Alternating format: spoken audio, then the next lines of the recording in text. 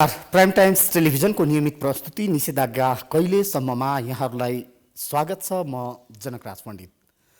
दर्शकहरू, हामीले कोरोना महामारीको दोस्रो चरण सुरु भएदेखि नियमित रूपमा तपाईँहरूसम्म चाहिँ प्राइम टाइम्स टेलिभिजन मार्फत देशभर कोरोना सङ्क्रमणको अवस्था, सङ्क्रमितहरूको बढ्दै गरेको सङ्क्रमण दर, मृत्यु दर, त्यसै गरी पछिल्लो केही दिनका तथ्याङ्कहरूलाई हेर्ने हो भने जसरी सङ्क्रमण दर र मृत्यु दर सँगसँगै निको हुनेको दर पनि बढ्दै गएको छ, जुन तपाईँ हामी सबैका लागि सकारात्मक पक्ष हो।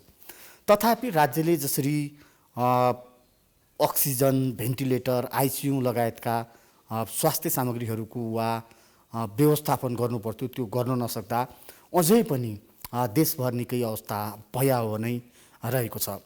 तथापि सरकारले विभिन्न दात्री निकाय, विभिन्न देश, त्यसै गरी अब विभिन्न निकायहरूसँगको समन्वय र सहकार्यमा ती सामग्रीहरू नेपाल ल्याउने काम पनि एकातिर गर्दै आइरहेको छ भने अर्कोतिर जुन सिसिएमसीलाई प्रधानमन्त्री स्वयंले आफ्नै अध्यक्षतामा लिएर सिधै स्वास्थ्यमा कुनै भन्न कमी नहोस्, स्वास्थ्य सामग्रीहरूमा कमी नहोस्, उपचार नपाएर कोही मर्नु नपरोस् भन्ने अभिप्रायले सरकारले काम त अघि बढाएकै छ।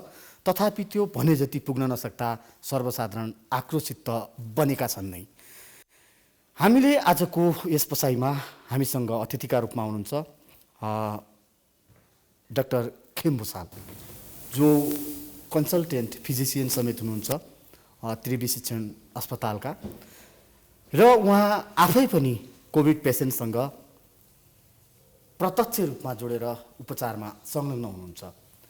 यहाँहरूका पनि डाक्टर भुसालसँग केही जिज्ञासा, सल्लाह, सुझावहरू छन् भने हामीलाई हाम्रो स्कुलमा दिएको नम्बरमा यहाँहरूले प्रत्यक्ष रूपमा उहाँसँग परामर्श लिन सक्नुहुनेछ, आफ्ना जिज्ञासाहरू राख्न सक्नुहुन्छ। डाक्टर साहब, यहाँलाई स्वागत छ प्राइम टेलिभिजनमा। हजुर, धन्यवाद। यो मैले अघि पनि भने टिचिङ हस्पिटलको अवस्था, अहिलेको कोभिडको अवस्था, किनकि त्यहाँ त कोभिडको लागि छुट्टै वार्ड समेत बनाइएको छ, 200-300 बिरामीलाई एकैचोटि राखेर उपचार गरिरहेको छ। कस्तो छ अहिले बिरामीहरूको चाप, कस्तो छ बिरामीहरूको भनौँ न, कस्ता प्रकृतिका बिरामीहरू विशेष गरी बढी मात्रामा आउने गरेका छन्, किनकि त्यो त नेपालकै ठुला मध्येको एक अस्पताल समेत हो। हजुर, अहिले जुन कोभिड-19 को इन्फेक्सन जुन संसारभरि फैलिरहेको छ र यो दोस्रो वेभको रूपमा नेपाललाई र छिमेकी राष्ट्र इन्डियालाई धेरै यसले जुन क्षति पुर्याउने गरी जुन फैलिरहेको छ, अब यसमा अहिले चाहिँ बिरामीहरू पहिलोमा भन्दा अलिकति बढी अक्सिजन चाहिने, भर्ना गर्नुपर्ने बिरामीहरू धेरै आएको हुनाले बिरामीको चाप चाहिँ निकै बढेको छ। बिस्तारै अब कोभिडको बेड बढाउँदै लाने क्रममा अहिले लगभग 400 को हाराहारीमा कोभिड बिरामीहरू भर्ना गर्न सक्ने शिक्षण अस्पतालले व्यवस्था गरेको छ र डेली बेड एक्सपान्सन 50-50 बेड थप्दै जाँदाखेरि यो त्यति पुग्दै गएको हो। र अहिले सुरुमा जुन लकडाउनको 2 हप्तासम्म केस चाहिँ बढ्दै जाँदा बेडहरू थप्दै जाने क्रम बढ्यो र अहिले यो सुरुको 2 हप्तापछि चाहिँ पिकमा पुगेर केही हदसम्म नयाँ जे होस् बेडहरू भर्नै गर्न नपुग्ने गरी बिरामीहरू बाहिर बसाल्नु परेको स्थिति चाहिँ छैन। इमर्जेन्सीभित्र राखेर तिनीहरूलाई भर्ना गरेर उपचार गरिएको छ र यो सुरुको अवस्थामा चाहिँ बिरामीहरू इमर्जेन्सीको बाहिर समेत बसेर अक्सिजनहरू लिएर बसेर खुला आकाशमुनि बसेर पनि। भनेपछि हाम्रा दर्शकहरूलाई डाक्टर साहबले स्पष्ट पारिदिनुहोस्, यदि कोभिडको कोही सङ्क्रमित काठमाडौँ उपत्यका या बाहिरबाट कहीँबाट आएर टिचिङ हस्पिटल गयो भने उसले सहज रूपमा उपचार पाउन सक्ने अवस्था छ या छैन? भेन्टिलेटर, आइसियुको अवस्था के छ? हजुर, अब अहिले के छ भने अब कुन अवस्थामा कति अक्सिजन चाहिने अवस्थामा बिरामी आएको छ भन्ने कुरामा भर पर्छ। अब सामान्य अक्सिजन लगाउनलाई चाहिँ बेड पाए पनि अब त्यो धेरै अक्सिजन लगाउनु पर्ने, जस्तो अब 15 लिटर अक्सिजन रिजर्भर ब्यागबाट लगायो भन्दा अझ माथि अक्सिजन चाहिने भयो, हाई फ्लो चाहिने भयो, उसलाई चाहिँ नन इन्भेजिभ भेन्टिलेटरबाट दिनु पर्यो अथवा इन्भेजिभ मेकानिकल भेन्टिलेटरमा राख्नु पर्यो भने चाहिँ बेडहरूको अभाव छ र अक्सिजनको पनि अभाव छ। भनेपछि सामान्य इमर्जेन्सी लगायतका बेडमा त त्यहाँ समस्या देखिँदैन। हजुर, भनेपछि त्यहाँ त आफ्नै अक्सिजन प्लान्ट पनि छ डाक्टर साहब। हजुर, अब यो कस्तो छ भने अब जुन हिसाबले यो सोचिएको थियो सेकेन्ड वेभ यति ठुलो आउला भनेर जुन पहिला सोचिएको थिएन, त्यो हिसाबले त्यो अनुसारको अक्सिजनको तयारी पहिल्यैदेखि नभइरहेको हुनाले यो जुन देशले नै त्यही अनुसार सोचेर दक्षिण भारतमा जुन वेभ आयो त्यो आइसकेपछि त्यसले छिटै नै यहाँ असर गर्छ उत्तर भारतमा प्लस नेपालमा पनि भन्ने हिसाबले त्यो खालको तयारी अलि नपुगेर चाहिँ हामीलाई अहिले चाहिँ अक्सिजनको अलिकति अभाव हुने र छिटो छिटो तयारी गरेर छिटो छिटो उपलब्ध गराउनु पर्ने अवस्था र अलिकति हतारको अवस्था आएको हो। भनेपछि यसमा त हामीले सरकारलाई चुक्यो, सरकारी संयन्त्र चुके भन्न मिल्दैन डाक्टर साहब, किनकि 2076 चैत 11 गते पहिलो चरण जब सम्पूर्ण देशै लकडाउन गरियो, जबकि हामी कहाँ सङ्क्रमितको सङ्ख्या 2-3 जनामा थियो हजुर होइन, त्योबाट केही भनौँ न साम्य हुँदै हामी दोस्रो भेरिएन्टसम्म आइपुग्दा सरकारले तयारी गर्नु पर्दैन थियो भने पूर्व तयारीका कुराहरू विश्वभर फैलिएको थियो, छिमेकी मुलुकमा पनि त्यही अनुपातमा फैलिएको थियो। हामीले त झन् यो कोरोनालाई आमन्त्रण गरिसक्छौँ, ठुल्ठुला आमसभा गऱ्यौँ, बिहे भोज गऱ्यौँ, भतेर गऱ्यौँ, यसले त यो विकराल अवस्था जनाएन र भने। यसमा कस्तो भयो भने जस्तो पहिलो वेभमा जुन खालको डर थियो मानिसहरूलाई त्यही अनुसारको सतर्कता पनि अप्नाइरहेका थिए, समुदायको सहयोग थियो, सरकारले गरेको कुरामा पनि मान्छेहरूले मानेर त्यो अनुसार सबै स्वास्थ्यका मापदण्डहरू पालना गर्दै आएको थिए।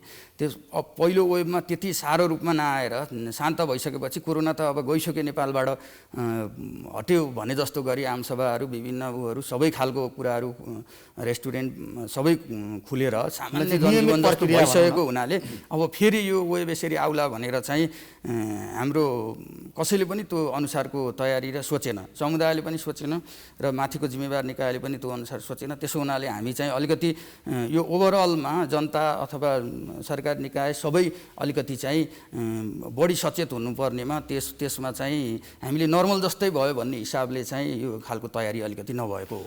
पछि डाक्टर साहब भन्दै गरिन्छ कोरोनाको पहिलो खोप भनेकै मास्क हो। म खोपको प्रसङ्ग जोड्न खोजेको मैले। विश्वका अन्य मुलुकहरूको अवस्था हेर्ने हो भने अधिकांश मुलुकका नागरिकहरूले खोप पूर्ण रूपमा पाइसकेका छन्। हाम्रो तथ्याङ्कलाई केलाउने हो भने 1.2 देखि 1.5% जनसङ्ख्याले पनि मात्रै भनौँ न अहिलेसम्म खोप लागेका छन्। त्यसमाथि जुन छिमेकी मुलुक भारतबाट ल्याइएको कोभिसिल्डको सन्दर्भमा जो अग्रपङ्क्तिमा रहेर काम गर्ने तपाईँहरू जस्तो हामी सञ्चारकर्मी, त्यसै गरी सुरक्षाकर्मी, स्वास्थ्यकर्मी भन्न त्यसपछि सफाइकर्मी, उहाँहरूले पहिलो डोज लगाए पनि अझै दोस्रो डोज लगाउन पाउनुभएको छैन, जसले गर्दा झन् त्रास्तीको अवस्था भएको छ। त्यसै गरी 65 वर्षभन्दा माथि उमेर समूहका जो वृद्धा हुनुहुन्छ र विशेष गरी यो जसरी अहिलेको यो सेकेन्ड वेभसम्म आउँदा या भन्न अहिले त थर्ड वेभ नै आइसक्यो भनेर स्वास्थ्य मन्त्रालयले नै विज्ञप्ति जारी गरिसकेको अवस्था छ। यो अवस्थामा हामी खोपमा किन चुक्यौँ, कहाँ चुक्यौँ जस्तो लाग्छ यहाँलाई? अब यस्तो छ, सबैभन्दा पहिला जुन हामीले अक्सफोर्ड युनिभर्सिटी डाक्टर साहब यो प्रसङ्ग हामी जोड्नेछौँ, युकेको र एस्ट्राजेनेका मिलेर ल्याएको, हामी यो प्रसङ्ग फेरि जोड्छौँ। कोही दर्शक हामीसँग प्रत्यक्ष रूपमा जोडिसक्नु भएको छ। हेलो हजुर, यहाँलाई स्वागत छ प्राइम टेलिभिजनमा। म चाहिँ यहाँ भिन्सिन थानबाट बोलेको। म चाहिँ नानी आमा छोरी मात्रै बस्छु अनि उसको बाबा पनि यहाँ हुनुहुँदैन। हजुर हजुर। अनि हामीलाई चाहिँ अलिकति यही समस्या परेको हो कि जस्तो लागेर शङ्का लागिरहेको छु। अनि यो शरीरहरू जम्मै दुख्ने अनि कटकट खाने, झमझम पोल्ने भइरहेको छ। अनि त्यही कारणले मलाई एकजना दिदीले चाहिँ, मेरो दिदीले चाहिँ यो नम्बर दिनुभएको थियो। अनि डाक्टरसँग सल्लाह गर्नु के सल्लाह दिन्छ, अनि त्यही सल्लाह लिएर अनि आफ्नै रुममै बसे पनि हुन्छ, बाहिर हस्पिटल जानु पनि पर्दैन भनेको थियो। अनि त्यही कारणले मैले चाहिँ तपाईँसँग सल्लाह लिनलाई भनेपछि यहाँले पिसिआर टेस्ट गराउनु भयो? गरेको छैन। ल अब यहाँको जुन जिज्ञासा छ त्यसको भन्न के सुझाव हाम्रो डाक्टर साहब हुनुहुन्छ हामीसँग, डाक्टर साहबले दिन्छ। डाक्टर साहब हजुर, अनि तपाईँलाई लक्षणहरू के देखिएको छ त? लक्षणहरू त अहिले त मलाई चाहिँ यो 10 दिन जति भइसक्यो म चाहिँ। अनि मलाई चाहिँ यो जिउहरू अलि झमझम कटकट खाने, धेरै चाहिँ होइन, बेला बेलामा झमझम गर्ने अनि झन नगर्ने, त्यही मात्रै छ। अनि नानीलाई चाहिँ के अरे नानीलाई पनि त्यस्तै जिउहरू कटकट खाने, झमझम पोल्ने, अनि बेला बेलामा सास फेर्न अलिक गाह्रो हुने नानीलाई पनि। अनि नानी चाहिँ अनि बमिट पनि गर्यो। हजुर हजुर। अब कस्तो छ भने अब तपाईँले एकचोटि पिसिआर टेस्ट तपाईँहरूले गराउनुहोस् होइन, त्यो भइसकेपछि त्यही अनुसारको सतर्कता लिने काम हुन्छ। र अब जब कोरोनाको बिरामीलाई लक्षणहरू देखिसकेपछि सुरुको अवस्थामा सामान्य घरमा नै बसेर उपचार गर्न सकिन्छ। घरमा अब रेस्ट गर्ने, अब ज्वरो आउँदाखेरि सिटामोलहरू खाइराख्ने, तातो झोलिलो पोसिलो कुराहरू खाइराख्ने 3-4 घन्टामा राम्रोसँग निदाउने। अब खोकी छ भने सामान्य एन्टी एलर्जिक औषधिहरू तिनीहरू खान सकिन्छ। अब मुख्य कुरा चाहिँ स्यास्या बढ्यो, खोकी सँगसँगै स्यास्या बढ्यो र अक्सिजन नाप्दा अक्सिजनको मात्रा घटेर गयो, 92-94 भन्दा कम भयो भने अस्पताल भर्ना हुनुपर्छ भन्ने छ। अब अक्सिजन नाप्न नसकेको खण्डमा पनि स्यास्या बढेको छ, खोकी सँगसँगै छाती दुख्ने भएको छ भने अस्पताल गएर अक्सिजन जाँचेर अनि कतिको असर गरेको छ, अब छातीको एक्सरेहरू अरू इन्भेस्टिगेसनहरू पनि गरेर हेर्नुपर्ने हुन्छ। डाक्टर साहब, हामी खोपको प्रसङ्ग जोडिरहेको थियौँ। हजुर, अब खोप चाहिँ जुन युकेको जुन अक्सफोर्ड युनिभर्सिटी एस्ट्राजेनेका मिलेर बनाएको जुन खोप हो त्यो हामीले पाउन चाहिँ पाएको हो। इन्डियाको सेरम इन्स्टिच्युटले बनाइसकेपछि सुरुको केही डोज इन्डियाले दिएर हामीले लगाएको पनि हो। त्यसपछि ल्याउनलाई सरकारले पहल गरेको हो त्यही खोप ल्याउनको लागि। तर यही बिचमा चाहिँ अलिकति इन्डियामा नै अब धेरै सेकेन्ड वेभले धेरै नै गाह्रो पारिसकेको हुनाले उनीहरूले चाहिँ यो खोप निर्यात नगर्ने खालको निर्णय लिएको हुनाले हामीलाई गाह्रो पर्न गयो। त्यसो हुनाले अब हामीले एउटामा मात्रै निर्भर नभइकन धेरैवटा खोप बनिसकेको अवस्थामा चाहिँ अरू पनि ल्याउन पहल गर्नुपर्छ। जस्तो चाइनाबाट भेरोसेल ल्याएर लगाउने काम भइरहेको छ र यसै गरी अब रसियाबाट स्पुत्निक भी भन्ने खोप पनि ल्याएर लगाउने जुन तयारी भइरहेको छ त्यो खालको त्यो अगाडि जाओस् र त्यो अलिकति एकदमै यो अब पहिला हामीसँग केही पनि थिएन। पहिला हामीले खालि मास्क लगाउने, अब बेला बेलामा हातहरू धुने, सामाजिक दूरी कायम गर्ने कुराहरू मात्रै थियो भने अब रोकथामको लागि हामीसँग भ्याक्सिन पनि छ। भ्याक्सिन लगाएकोहरूलाई चाहिँ धेरै हदसम्म प्रोटेक्सन मिलेको देखिएको छ। अब फेज 3 ट्रायल पछि पनि अब रियल वर्ल्डमा जुन भइरहेको डाटाहरूबाट हेर्ने हो भने पनि प्रोटेक्सन राम्रो छ। अब युकेको कुरा गर्ने हो भने युकेमा लगभग 75% मान्छेहरूलाई पहिलो खोप दिइसकेको अवस्था छ र भने दुईवटै खोप 50% भन्दा बढी मान्छेहरूलाई दिइसकेको छ भने अब त्यति धेरै जनसङ्ख्या भएको देशहरूले पनि अब त्यत्रो कभरेज गरेको छ भने हाम्रो एकदम थोरै जनसङ्ख्या भएको देशमा भुटानमा जस्तै पुरै खोप दिएर जनतालाई सुरक्षित गर्न चाहिँ सकिने सम्भावना छ। अब त्यसको लागि चाहिँ ढिलो नगरिकन खोप ल्याउने कुरालाई एकदमै अगाडि बढाउनुपर्छ र एकदमै हामीले मास भ्याक्सिनेसनमा सकेसम्म बढी मान्छेहरूलाई हामीले खोप लगाएर सुरक्षित पार्नुपर्ने। डाक्टर साहब, यसैमा जुन अघि एउटा प्रसङ्ग यहाँले नै आफै निकाल्नुभयो, यो अक्सिजन। अहिले थरीका अक्सिमिटर छन् एकातिर अक्सिजन नाप्नका लागि, आफै सहज होस् भन्ने हो। त्यसमाथि तिनले रियल रिड पनि गर्दैनन् हजुर कतिले। त्यो अवस्थामा एक थरी चिकित्सक भन्छन् तपाईँहरूलाई अक्सिजनको लेभल कम छ, यो छ उ छ भने घरमै नबस्नुहोस्, चिकित्सकको प्रत्यक्ष निगरानीमा अस्पतालमै आउनुहोस् भन्छन्। हजुर, अस्पताल जाउँ खचाखच छ, पाइला राख्ने ठाउँ छैन। बिरामीले के गर्ने अब यो दोधारको अवस्थामा? हजुर, त्यही हो। अब माइल्ड डिजिज छ, अब एसिम्टोमेटिक छ भने घरमै बसेर गर्न सकिन्छ। अब मोडरेट डिजिजहरूमा पनि केही घरमा बसेर गर्न सकिन्छ भने कतिलाई सिभियरतिर जान लागेको अथवा सिभियर क्रिटिकल भएकोहरूलाई भर्ना गरेर त्यही अनुसार उपचार गर्नुपर्ने हुन्छ। अब यसमा के छ भनेर भन्दाखेरि अब हामीले यो छुट्याउन सक्नु पर्यो। सुरुको केही समयमा अब यसको पनि आफ्नो फेज हुन्छ। अब भाइरस शरीरमा छिरिसकेपछि त्यसले जुन श्वास प्रश्वासको नलीहरूमा आक्रमण गर्दै जान्छ, त्यसपछि विभिन्न खालका हाम्रो सेतो रक्तको सिकाहरू आउने अनि तिनले अरू सेतो रक्तको सिकालाई बोलाएर हाम्रो रक्षात्मक सेलहरू बढेर जाने अनि त्यो भएको बेलामा साइटोकाइन स्ट्रम भन्ने एक प्रकारको रसायन चाहिँ फैलिएर जाँदाखेरि चाहिँ हाम्रो शरीरको रोग प्रतिरोधात्मक क्षमताले भाइरसलाई मात्रै होइन कि हाम्रो शरीरलाई पनि क्षति गर्छ र जुन चाहिँ हाम्रो इम्युनिटीले हामीलाई क्षति गर्छ त्योबाट नै हामीलाई अलि साह्रो हुने, अब मेसिनमा राख्नुपर्ने, मृत्यु हुने अवस्था आउने हो। त्यसो हुनाले सुरुको जुन भाइरेमियाको फेज पछि जुन अलिकति साइटोकाइन स्ट्रमहरू अनि निमोनिया भइसकेको अवस्थाहरूमा कसरी थाहा पाउने त गएको भनेर क्लिनिकल्ली भन्यो भने सबभन्दा महत्त्वपूर्ण कुरा त्यही नै हो। खोकी एकदमै बढेर गयो, श्वास प्रश्वासको दर बढ्यो, 24 भन्दा पनि बढी बढ्यो र अक्सिजन घट्यो भने। यहाँलाई स्वागत छ। हेलो हेलो हजुर, यहाँलाई स्वागत छ। हजुर नमस्ते।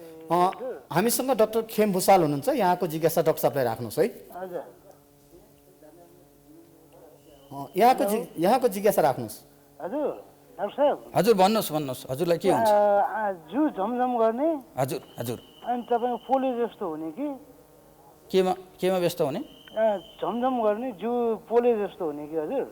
ए गले जस्तो हुने? पोलेको एकदम जिउ पोलेको जस्तो हुने।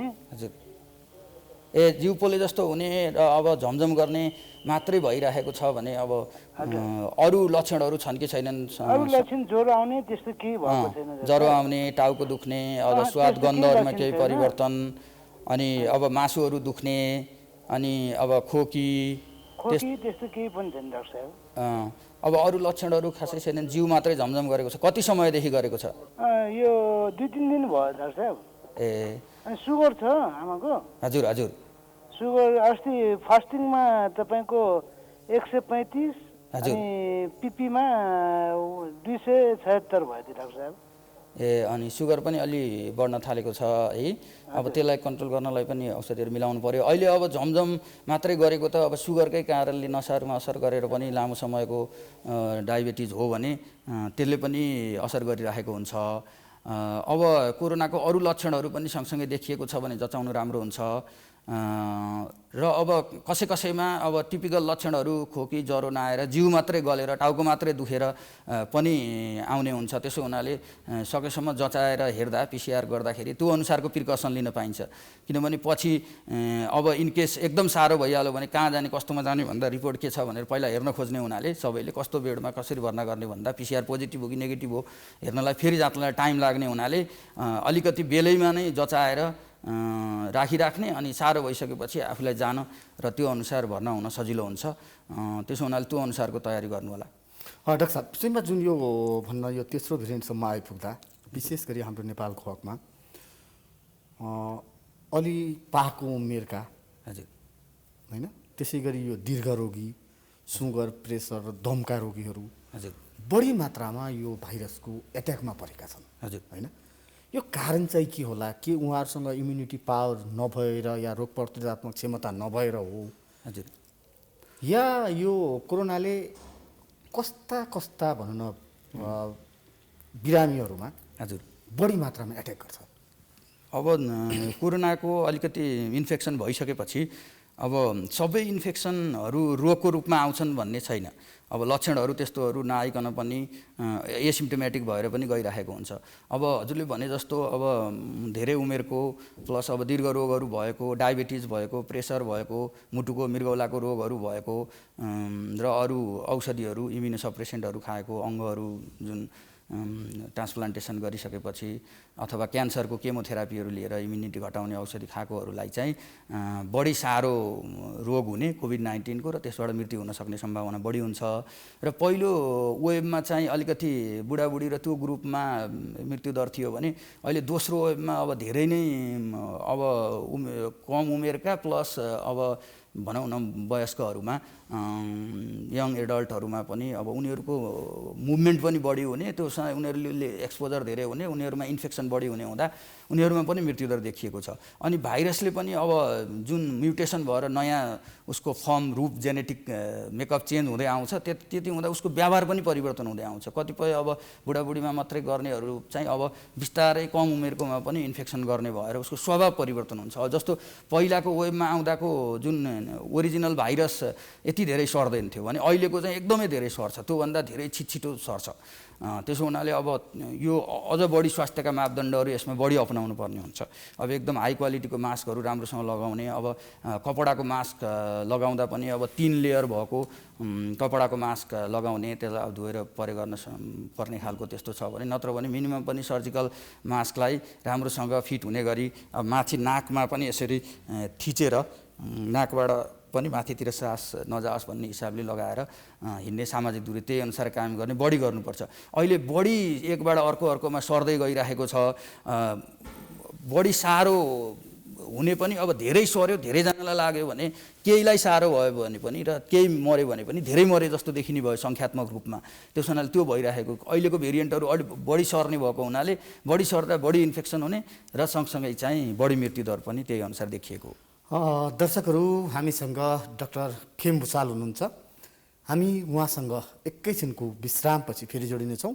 अहिलेलाई बेला भएको छ छोटो विश्रामको।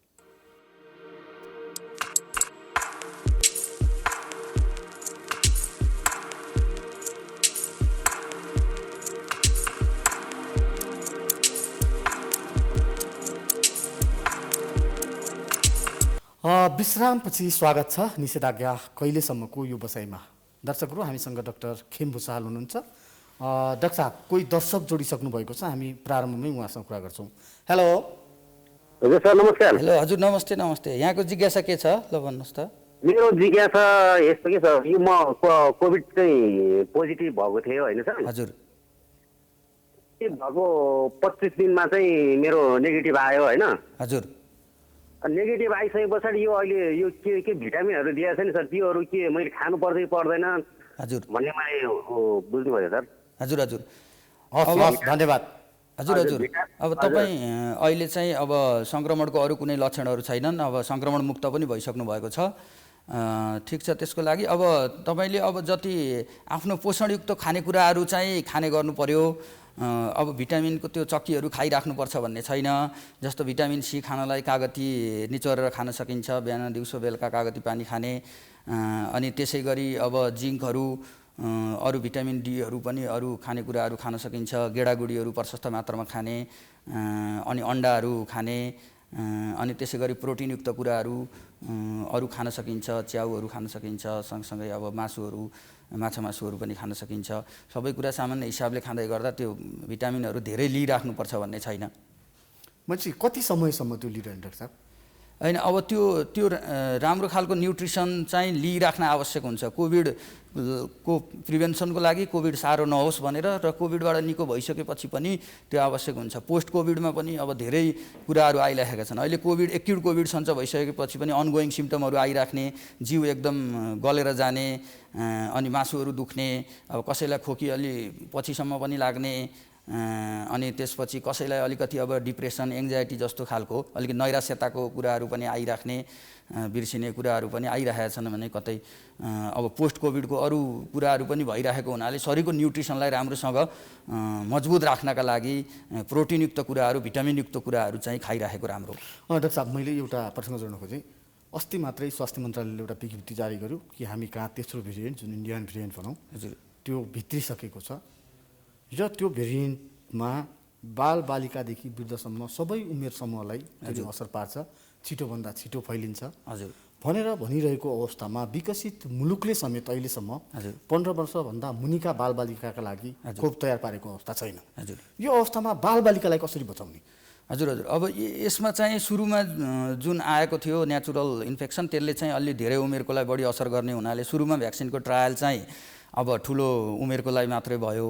अब बिस्तारै नयाँ भेरिएन्टहरू धेरै पनि फैलिने, अनि अब अझै कम उमेरकोलाई पनि त्यसले असर गर्दै जाने हुँदाखेरि चाहिँ अहिलेको नयाँ भेरिएन्टसँग पनि भ्याक्सिनको टेस्टहरू चाहिँ भइराखेको छ, र कम उमेरमा पनि भ्याक्सिनको चाहिँ ट्रायल चाहिँ भइराखेको छ। त्यसो हुनाले त्यो बच्चाहरूलाई भ्याक्सिन डेभलप गर्ने कुराहरू पनि अहिले वैज्ञानिकहरूले गरिराखेका छन्, र त्यसको ट्रायल पनि हुन गइरहेको छ। डाक्टर साहब, फेरि पनि कोही दर्शक जोडिसक्नु भएको छ। हेलो हेलो हजुर हजुर, यहाँलाई स्वागत छ। कहाँबाट को बोल्दै हुनुहुन्छ? चितवनबाट हो। यहाँको जिज्ञासा डाक्टर साहबलाई राख्नुहोस् है। डाक्टर साहब, हजुर हजुर, के छ जिज्ञासा हजुरको? हजुर नमस्कार। यो अब कोभिडसिल्ड इन्डियाको चाहिँ अब लगाइयो हामीले पहिलो डोज होइन? हजुर हजुर हजुर हजुर, अनि दोस्रो डोज लगाउन पाउनु भएको छैन हो? त्यो पाउनु लगाउनु पाइयो त कति अवधिसम्म लगाउनु पर्ने यो? अब युजली पहिलो डोज लगाइसकेपछि इम्युनिटी बन्ने क्रम चाहिँ बिस्तारै हाम्रो शरीरमा सुरु हुन्छ, र त्यसको केही हप्तापछि चाहिँ दोस्रो डोज लगाउने हो। अब त्यो चाहिँ बुस्टिङको लागि हो। हाम्रो इम्युनिटीले जुन खालको किटाणु जस्तै बनाएर भ्याक्सिनको रूपमा दिइएको जुन चिजबाट हाम्रो किटाणुको विरुद्ध हाम्रो शरीरमा एन्टिबडी बन्छ, तिनीहरूको सङ्ख्यामा अझ वृद्धि होस्, तिनीहरूले नबिर्सियोस्। अब किटाणु रियल किटाणु आउँदाखेरि चाहिँ तिनीहरूले नबिर्सियोस् किटाणुलाई भनेर फेरि अर्को त्यस्तै खालको किटाणु जस्तै देखिने खालको जुन हाम्रो शरीरमा जुन भ्याक्सिन मार्फत दिइन्छ, त्यो दोस्रो डोज दिँदा त्यसलाई चाहिँ अलिकति बढावा दिएर लामो समय मेन्टेन गर्नको लागि दिइन्छ। र त्यसो हुनाले त्यो चाहिँ चाहिँ केही हप्तापछिदेखि केही महिनासम्म पनि लिन सकिन्छ। त्यसो हुनाले अब खोप आएर त्यो लगाउने रूपमा नै हामी आशावादी हौँ। तर डाक्टर साहब यसैमा छ नि भन्न, यो कोभिसिल्डकै कुरा गर्ने हो भने सिरम इन्स्टिच्युटले केही दिन पहिले एउटा विज्ञप्ति जारी गरेको थियो कि 18 देखि 20 हप्तासम्म पनि दोस्रो डोज लगाउँदा यसले खासै फरक पर्दैन भनेर, जबकि हामीले पहिलो चरणको जुन पहिलो डोज लगायौँ त्यो डोज लगाउँदा स्पष्ट रूपमा 8 हप्ताभित्र दोस्रो डोज लिइसक्नुपर्ने भन्ने थियो। यसको प्रभावकारितामा यी कुराहरूले केही असर पार्छ? हजुर हजुर, अब मैले अघि पनि भने पहिलो डोज लिइसकेपछि इम्युनिटी बन्ने क्रम सुरु हुन्छ। हाम्रो शरीरमा रोग प्रतिरोधात्मक क्षमताहरू एन्टिबडीहरू बन्ने क्रम सुरु हुन्छ र त्यसलाई चाहिँ अब कति समयसम्म त्यो मेन्टेन हुन्छ र एउटा लेभलमा मेन्टेन हुन्छ भन्ने कुरा चाहिँ फिक्स नभएको हुनाले हामीले अर्को डोज दिँदाखेरि त्यसको लेभल पनि बढेर जाने र त्यो चाहिँ लामो समय मेन्टेन हुने हुन्छ र त्यसो हुनाले त्यसको ठ्याक्कै फिक्स यति नै समयपछि दिइहाल्नै पर्छ भन्ने चाहिँ हुँदैन। केही हप्तापछिदेखि केही महिनासम्म चाहिँ दोस्रो डोज लिन सकिन्छ भन्ने छ। अब त्यो कम्पनीहरूको अनुसार उनीहरूको डिरेक्सन अलिकति अगाडि त्यसरी आए पनि त्यसमा चाहिँ फ्लेक्सिबिलिटी छ र त्यो अनुसार भइरहेका छन्। त्यसले खासै फेरि पनि कोही दर्शक जोडिसक्नु भएको छ। हेलो हेलो सर, नमस्कार। नमस्ते। कहाँबाट को बोल्दै हुनुहुन्छ? हजुर, म सिन्धुपाल्चोकबाट कृष्ण गिरी भन्ने मान्छे बोलेको सर। हजुर, डाक्टर साहबलाई यहाँको जिज्ञासा राख्नुहोस् है। हजुर, यो कोरोना चाहिँ दिसो भइसकेपछि पनि फेरि फर्किने सम्भावना चाहिँ कतिको हुन्छ? जस्तो इक्जाम्पल घरमा तीन चारजनालाई पोजिटिभ छ, अब 3 जनालाई दिसो भयो, 1 जनालाई चाहिँ दिसो भएको छैन भने त्यो दिसो भएकोलाई सर्ने सम्भावना कतिको हुन्छ सर? अब तुरुन्तै फेरि कोरोना लाग्ने भन्ने सम्भावना चाहिँ कम हुन्छ, किनभने यो नेचुरल भाइरस शरीरमा गइसकेपछि भाइरसको विरुद्ध हाम्रो शरीरले एन्टिबडी बनाइराखेको हुन्छ। त्यो एन्टिबडीहरू राम्रोसँग बनिसकेपछि तिनीहरूको लेभल बिस्तारै घट्दै जाने हो। त्यसो हुनाले सुरुमै फेरि रिइन्फेक्सन भइहाल्ने भन्ने सम्भावना कम हुन्छ र त्यो एन्टिबडीहरू बिस्तारै त्यसको लेभल घट्दै जान थालेपछि अब 4 महिना 5 महिना यस्तोसम्म चाहिँ राम्रै मेन्टेन गरेको चाहिँ अहिले रिपोर्टहरूमा आइरहेको छ र त्यसपछि चाहिँ बिस्तारै त्यसको लेभल घट्ने हुनाले फेरि अर्को इन्फेक्सन हुन सक्छ। त्यसो हुनाले हामीले नेचुरल इन्फेक्सन भएकोलाई पनि फेरि भ्याक्सिन लगाएर त्यो एन्टिबडीहरूलाई लेभलमा राखिराख्ने कुरा कोरोना भइसकेपछि पनि महत्त्वपूर्ण छ। अहिले डाक्टर साहब, यो अहिले उपत्यकामा मात्रै होइन, देशैभर लगभग घर घरमा सङ्क्रमित छन्। हजुर है, यो अवस्थामा विशेष गरी सहरी क्षेत्रमा हजुर मान्छेले दिनभरि काम गर्छ, बिहान बेलुकाको छाक टार्छ, आफ्ना केटाकेटी पढाउँछ। हजुर, एउटा सानो कोठा या भन्न एउटा रुममा बस्नुपर्ने बाध्यात्मक परिस्थिति छ। हजुर, त्यो अवस्थामा कसरी सजग भएर बस्ने? हजुर, अब यो मुख्य रेस्पिरेटरी भाइरस हो। मुख्य चाहिँ हामीले चाहिँ जुन श्वास प्रश्वास हाच्छिउँ खोकी गर्दाखेरि नै यसको धेरैजसो जुन भाइरस पार्टिकलहरू बाहिर आउने त्योबाट सर्ने हो। त्यसो हुनाले हामीले घरमा पनि एउटा सङ्क्रमित छ, अरू सङ्क्रमितलाई जोगाउनु छ। अब ठाउँ कोठा सानो छ भने चाहिँ अलिकति छेउतिर बस्ने, केही दूरी कायम गरेर प्लस अब मास्कहरू राम्रोसँग टाइट मास्कहरू लगाइराख्यो र त्यो चाहिँ सकेसम्म आफ्नो तरल पदार्थ जुन खकारमा अथवा हाच्छिउमा आउँछ त्यस्तोहरू चाहिँ आइसकेपछि हातहरू तुरुन्त सफा गर्ने अथवा अन्त कतै लागेको छ भने त्यसलाई तुरुन्त सफा गर्ने गर्यो भने र अरू मान्छेहरूले पनि मास्क लगाउने घरमा सँगसँगै गर्यो भने चाहिँ एकबाट अर्कोमा सर्ने सम्भावना चाहिँ कम हुन्छ। र टोयलेटहरू प्रयोग गर्दा पनि कमन टोयलेट छ भने पनि सबभन्दा लास्टमा प्रयोग गर्ने र त्यसपछि राम्रोसँग सफा गर्ने गर्नुपर्छ। डाक्टर साहब, फेरि पनि कोही दर्शक जोडिसक्नु भएको छ। हेलो हेलो, यहाँलाई स्वागत छ प्राइम टेलिभिजनमा। हजुर कहाँबाट को बोल्दै हुनुहुन्छ? यहाँको जिज्ञासा के छ डाक्टर साहबसँग राख्नुहोस् है। हस्, हुन्छ। यहाँको जिज्ञासा राख्नुहोस्। हजुर, नमस्कार डाक्टर साहब। हजुर, नमस्कार नमस्कार।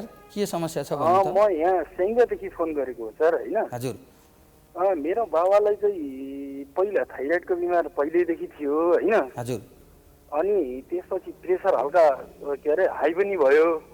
हजुर, अनि त्यसपछि पिसाबको पनि समस्या छ कि? पिसाब के हुन्छ भन्नुभयो? पिसाबको पनि समस्या कि पिसाब लगाइराख्ने समस्या पनि थियो। हजुर हजुर, मैले अनि डाक्टर साहबकोमा गएर थाइरोइडको पुरानो यो थाइरोम भन्ने 50 mg को औषधि खानुहुन्छ, होइन? हजुर, अनि यो के अरे शिलाकार 5 mg को प्रेसरको औषधि खानुहुन्छ। हजुर हजुर हजुर। अनि त्यसपछि अर्को औषधि छ यो के अरे पिसाबको औषधि के भन्छ यो ट्याम्सुलोसिन भन्ने प्रोस्टेटको औषधि हजुर फिनाकर हजुर फिनाकर कि फिनास्टेराइड फिनाकर भन्ने हजुर औषधि खानुहुन्छ हजुर बाबालाई यति बेला साह्रै समस्या के भयो भनेदेखि बसेको ठाउँबाट उठाइन सक्ने उठाएपछि घुमाइहाल्ने हजुर अनि त्यो घुमाएको उसमा त्यो जीवनजाल खायो भने ठिक हुन्छ कि फेरि हजुर एक दिनको लागि हजुर हजुर अनि बाबाले भन्नुहुन्छ फेरि अहिले हस्पिटल गइराख्ने पनि समस्या भएन के अरे अवस्था भएन हजुर यसले गर्दा कसो गर्ने होला डाक्टर साहब औषधि के गर्दा ठिक होला भन्न खोजेको मैले। ए ठिक छ अब तपाईँको त्यहाँ नजिकै प्रेसर नाप्न सकिने ठाउँ छ भने प्रेसर नाप्नुहोस् होइन। अब प्रेसर लेभलमै भइराखेर पनि अरू कारणले पनि रिङ्गटा लाग्ने हुन्छ, कानको कारणले पनि रिङ्गटा लागेको हुनसक्छ। अब सँगसँगै रिङ्गटा सँगसँगै अरू लक्षणहरू के छन्, कान फुलेर आउने अथवा सुन्न कम हुने, कानमा आवाजहरू आउने, वाक वाक हुने, त्यस्तो कुराहरू छन् कि छैनन्? केही छ तपाईँको अरू लक्षण यस्तो छ? अरू लक्षण त्यो हल्का खुट्टा फुलेको छ, हजुर पिसाब त लागिराख्ने भयो। हजुर बाबालाई त्यो जीवनजाल खाएदेखि निको हुने, हजुर अलि एक दिनलाई अलि आराम हुने, नत्र भने बसेको ठाउँबाट उठ्दाखेरि त्यो घुमाउने कि साह्रै नै हजुर चक्कर लाग्ला जस्तो हुने। हजुर कि मैले अहिले यो प्रेसरको औषधि रोकौँ कि जस्तो लागिरहेको छ, कसो गर्ने होला भनेर। अब प्रेसर चाहिँ नापेर नै प्रेसरको औषधि मिलाउँदा राम्रो हुन्छ। हजुरले यत्तिकै रोक्नुभन्दा एकचोटि प्रेसर नापौँ, प्रेसर ठिकै लेभलमा छ भने त्यो प्रेसरको औषधिलाई कन्टिन्यू नै गरौँ। प्रेसर घटेको छ 90/60 वा त्योभन्दा तल जान थालेको छ अथवा अलिकति पहिलाको लेभलभन्दा धेरै घटेको छ भने त्यसलाई आधा गर्ने के गर्ने, तर सल्लाह गरेर नै गर्नु तपाईँले उपयुक्त हुन्छ। किनभने अहिले कोभिडको उपचार सँगसँगै नन कोभिडहरूको उपचार पनि भइरहेको हुन्छ ओपिडीमा, अस्पतालहरूमा। त्यसो हुनाले तपाईँ कोभिडलाई अलिकति छुट्टै राखेर गरिराखेको हुन्छ, नन कोभिडको अलिकति छुट्टै हुन्छ। त्यो हुनाले तपाईँ गएर सेवा लिन सक्नुहुन्छ।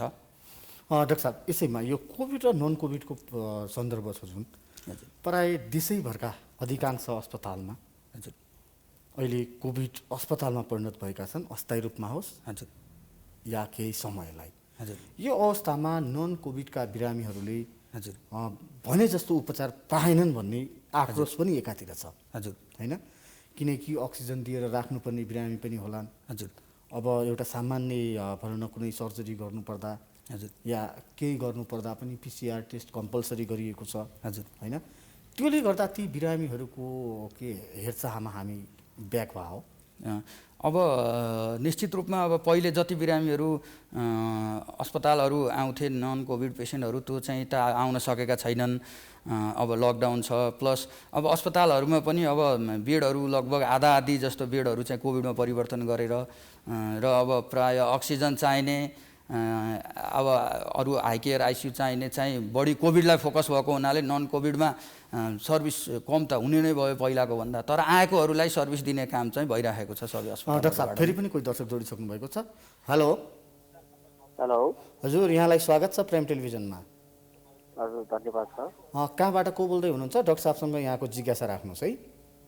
हजुर म पनि यहाँ काभ्रे पञ्चायतबाट श्याम थापा बोलेको सर। हजुर हजुर के छ हजुरलाई समस्या? हजुर डाक्टर साहब नमस्कार। नमस्कार। डाक्टर साहब मेरो यो बुवाको समस्या हो खास भने चाहिँ होइन। हजुर अनि हाम्रो बुवाको चाहिँ के भयो भने यो अलिकति डायबिटिज थियो बुवालाई। हजुर अनि यो पछिल्लो समयमा चाहिँ यो 10-15 दिन अगाडि डायबिटिज अलिकति बढ्ने घट्ने भइरहेको थियो होइन। हामीले घरमै पनि चेक गरेका थियौँ। हजुर अनि अहिले चाहिँ अब यो खासै हस्पिटल पनि टाढो भएको कारणले गर्दाखेरि उहाँलाई लान सक्ने अवस्था भएन हस्पिटलमा। हजुर अनि त्यसपछि अहिले चाहिँ पिसाबमा अलिकति समस्या देखिरहेको छ उहाँको होइन। के हुन्छ? पिसाब पोल्ने, छिटो छिटो लाग्ने अथवा पिसाब बन्द हुने के छ? पिसाब अलिअलि पोल्ने अनि त्यसपछि त्यो कम हुने। पिसाब कम हुँदै गएको? हजुर हो। ए त्यसो हो भने त एकचोटि अब मृगौला सम्बन्धी जाँच पनि गर्नु पर्यो, पिसाबको पनि जाँच गर्नु पर्यो। अनि अब डायबिटिज भएको मान्छेलाई मृगौलामा समस्या आउने सम्भावना बढी हुन्छ। यतिकै लक्षणै नभए पनि बेला बेलामा मृगौलाको जाँच चाहिँ गरिराख्नुपर्छ डायबिटिज भएको मान्छेले। त्यसो हुनाले तपाईँले एकचोटि अहिले त्यो अस्पतालमा गएर जचाउँदा हुन्छ। कोभिडको धेरै बिरामी भए पनि नन कोभिडलाई पनि छुट्टै हेर्ने चाहिँ प्रोभिजन छ अस्पतालहरूमा र त्यसरी जचाउँदा उपयुक्त हुन्छ हजुरले। ए हजुर। अनि अरू केही यसो केही कुनै यस्तो अहिलेको लागि आपतकालीन केही विधिहरू होला कि सर यसो? अब पिसाबको मात्रा नै कम हुँदै गएको छ भने त अस्पताल छिटै लानु नै राम्रो हुन्छ। डाक्टर साहब, यही कार्यक्रमको अन्त्यतिर आइसकेका छौँ। मैले अघि पनि भनेको थिएँ, जसै घरमा अक्सिजन दिएर राख्नु कि कति घातक हुन्छ, नराखौँ, अस्पतालमा बेड छैन, हजुर। यो अवस्थामा के गर्ने सर्वसाधारणले? अब अहिले सर्वसाधारण जनताहरू निकै मारमा छन्, किनभने अब फेरि सबै पहुँचमा पनि छैन। अस्पतालमा बेडहरू पनि छैन, अनि बेड भइहाल्यो भने अक्सिजन भएको बेड छैन, किनभने यसलाई मुख्य गरी अस्पताल भर्ना गर्ने नै अक्सिजन लगाउनका लागि हो। र अब निमोनिया भइरहेको बिरामीहरूलाई त्यो सँगसँगै स्टेरोइड भन्ने एउटा औषधि पनि दिइन्छ, अस्पतालमा इन्जेक्सनबाट दिइन्छ। अब प्राय अब अरू माइल्ड खालको र केही मोडरेटलाई घरमा राखेर घरमै अब उपचार गर्न त सकिन्छ, तर अक्सिजन चाहिने भइसकेपछि चाहिँ सकेसम्म बेड खोजेर जानु नै राम्रो हुन्छ। अब थोरै अक्सिजन अब घरमा लगाइराख्दै कहिले चाहिँ अब अक्सिजनको मात्रा वात्तै बढेर आउँछ। बिहान 2-3 लिटर लगाइराखेको मान्छेलाई बेलुका 15 लिटर लगाउनु पर्ने अवस्था पनि आउँछ यो कोभिडको बिरामीहरूमा। र त्यस्तो अवस्थामा चाहिँ अनि अस्पताल पुर्याउन नसकेर बाटोमा मृत्यु हुने सम्भावना बढी हुन्छ। त्यसो हुनाले सकेसम्म अस्पतालमा खोजेर जानु राम्रो। डाक्टर साहब, फेरि पनि हामी कार्यक्रमको अन्त्यतिर चाहिँ कोही दर्शक जोडिनु भएको छ। हेलो हेलो, हजुर, यहाँलाई स्वागत छ। कहाँबाट को बोल्दै हुनुहुन्छ? म नयाँ बजारबाट उद्धव घिमिरे बोल्दैछु सर। मेरो छाती दुख्छ। यहाँको जिज्ञासा डाक्टर साहबलाई राख्नुहोस्। हजुर हजुर हजुर भन्नुहोस्। हजुर नमस्कार। म नयाँ बजारबाट उद्धव घिमिरे बोल्दैछु। हजुर, मेरो छातीमा छाती अलि दुखिरहेछ, हजुर अनि कान पनि दुखेर छ 3-4 दिनदेखि। हजुर के भएर सर? हजुर, छाती दुख्ने सँगसँगै सास फेर्न गाह्रो हुने खोकीहरू छ कि छैन? त्यस्तो खोकीहरू छैन, कान दुखिरहेछ सर 3-4 दिनदेखि। त्यो भएर हजुर, कान दुखिरहेछ उहाँको? कान दुखिरहेछ सर। ए, छाती र कान सँगसँगै दुखिरहेको छ? हजुर। खोकी स्यास्याहरू चाहिँ छैन? कान बन्द हुने अथवा कानबाट पिपहरू आउने त्यस्तो केही? त्यस्तो केही छैन, कान चाहिँ दुखिरहेछ 3-4 दिन, 4-5 दिनै भयो। ए हजुर, सुन्नमा ठिक छ सबै कुराहरू? सुन्दाखेरि अलि आवाज त्यस्तो क्लियर छैन, त्यस्तो चाहिँ हुँदैन, त्यो भएर हो। अब कानको भन्दा पनि छातीको दुखाइ महत्त्वपूर्ण हुन्छ। अब कहिलेकाहीँ हार्ट अट्याकको दुखाइ हो कि भनेर पनि हामीले पहिचान गर्नुपर्ने हुन्छ। जस्तो अब छातीमा बिचमा दुखेको छ, एकदम साह्रो थिचे जस्तो गरी यसरी दुख्ने, अब दुख्दाखेरि रिङ्गट्टै लागेर कहिलेकाहीँ पसिना धेरै आएर एकदम सासै अड्केला जस्तो हुने, त्यस्तो गरी दुखेको छ। अनि हिँड्दा अलि दुख्ने, फेरि बिसाउँदा कम हुने, त्यस्तो खालको छ भने चाहिँ हामीले मुटुको हो भनेर छिट्टै नै सम्पर्क गर्नुपर्ने हुन्छ। र अब कहिलेकाहीँ अब ग्यास्ट्राइटिसकोले पनि छाती दुख्ने हुन्छ, छातीको केन्द्रभागमा दुखेर एसिड रिफ्लक्स हुँदा पेटबाट त्यो खालको दुखाइ चाहिँ बिचमा पोलेको जस्तो हुने, र त्यसको रिलेसन अलिकति खानासँग पनि हुने, वाक हुने, बाडुकीहरू आउने, त्यस्तो खालको छ भने चाहिँ ग्यास्ट्राइटिसको र रिफ्लक्स डिजिजको हो भनेर छुट्याउनु पर्ने हुन्छ। तर अब छाती साह्रो दुखेको छ, एकदम बेसरी थिचे जस्तो गरी दुखेको छ भने हार्ट एट्याक हो कि भनेर रुल आउट गर्नलाई एकचोटि अस्पतालमा गएर इसिजीहरू अरू जाँचहरू गर्नुपर्ने हुन्छ। डाक्टर साहब, यहाँको अमूल्य समय, सुझाव र हाम्रा आम दर्शकहरूका जुन जिज्ञासाहरूले चाहिँ यहाँले सहज रूपमा लिएर उहाँहरूलाई जुन सल्लाह सुझाव दिनुभयो, त्यसका लागि यहाँलाई धेरै धेरै धन्यवाद। प्राइम टेलिभिजनलाई पनि धेरै धेरै धन्यवाद। हस्, नमस्कार। दर्शकहरू, आज हामीसँग डाक्टर खेम भुसाल हुनुहुन्थ्यो। उहाँसँगको कुराकानी अहिलेलाई यति नै। हामी निरन्तर रूपमा तपाईँहरू समक्ष कोभिडका सन्दर्भमा र देशैभर कोरोना सङ्क्रमणले पारेको असर, चिकित्सकहरूका सल्लाह सुझाव, जिज्ञासा र सम्बन्धित क्षेत्रका विज्ञ विशेषज्ञहरूसँगका अन्तर्क्रिया र विभिन्न सामग्रीहरू प्रस्तुत गर्ने नै छौँ। अहिलेलाई भने बिदा दिनुहोस्। नमस्कार।